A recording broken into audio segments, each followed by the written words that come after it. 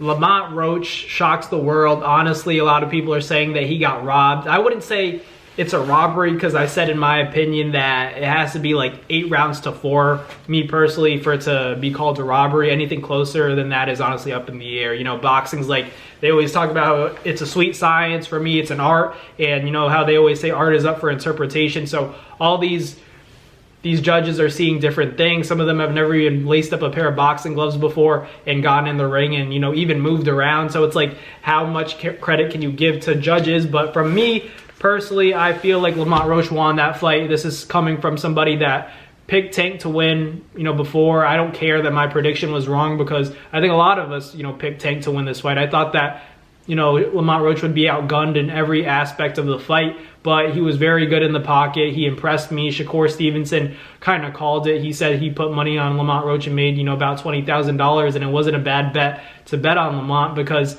there was a lot of rumors about how Tank maybe didn't have the best training camp, you know, moving between trainers. Yeah, I know Barry Hunter has been in the corner before, but to just make some changes like that, as opposed to, you know, don't you know, fix it if it ain't broken kind of thing, you know. So like, I feel like for that, it was a little bit, you know, weird to see. And throughout the fight week, Tank seemed like his normal self, nonchalant about everything, but I was just shocked, I'll be honest. You know, Lamont was very good in that pocket. Yeah, he got hit with some clean shots, but so did Tank. You know, Tank was backed up by Lamont Roach on multiple points in that fight. You know, Lamont landed clean shots on Tank, was able to time Tank. Tank's usually the one timing other people, countering other people. So to see an opponent be able to counter Tank so cleanly and to time him so cleanly, it was just really cool to see. Honestly, I wasn't mad that I was wrong about picking Tank, but ultimately, like, he looked good in there. Lamont looked good. Tank fell flat on that fight. I feel like it just wasn't the best version of him. I don't know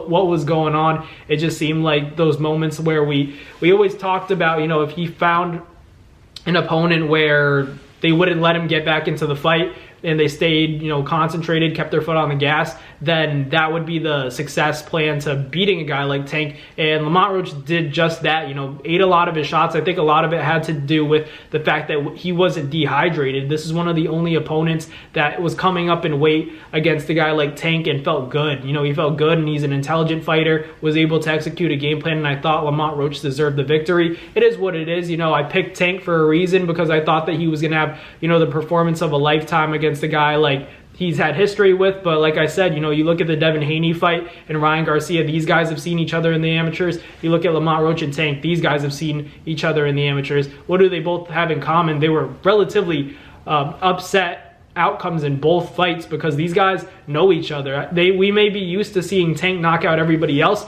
but like I said before, Lamont has seen Tank before. So to see that fight, yeah, it was shocking. Of course, you know, I didn't predict it, but it didn't surprise me that much because at the end of the day, these guys have seen each other as kids. So psychologically and mentally, Lamont had a confidence that no other fighter that has been in the ring with Tank has ever had before. So, you know, he got the job done in my opinion, but in the cards of the judges, that's all that matters. You know, at the end of the day, he didn't get the outcome he wanted, but I thought, you know, his stock rose tremendously. Lamont looked very good, sat in the pocket with Tank, exchanged with him, had good footwork, had relatively good defense, and I thought, you know, his slip counters were great, his pull counters were great, his roll counters were great. So I feel like, you know, Lamont's very good. Lamont's a very good fighter. Tank shouldn't be discouraged by it. He picked a difficult opponent, a slept-on opponent. Nobody gave Lamont a chance, but he proved everybody wrong. He had a draw with Tank Davis. Everybody has gone in the ring, you know, has the highest knockout ratio in the sport of boxing,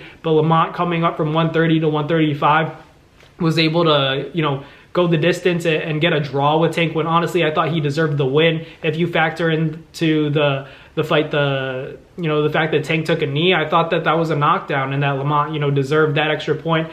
10-8 round, you know, for Lamont, I think that changes the course of the fight and that, you know, Lamont deserved that victory, did everything right, had a lot of great work in the pocket. He was very fast, great with the timing. So respect to Lamont Roach. Was pretty shocked with Tank, but hey, you know, he fought somebody who wasn't very weight drained, who was, you know, the best version of himself against, you know, Tank, who honestly didn't look like the best version of himself. So, you know, respect to Lamont for putting on the performance of a lifetime. Hopefully they get to run it back and we'll see, you know, who's the the better fighter once and for all, you know, after seeing a draw. But let me know down below what you guys think. Thank you guys for watching. Like, comment, and subscribe, and I'll catch you guys on the next Nabs Boxing video. Peace.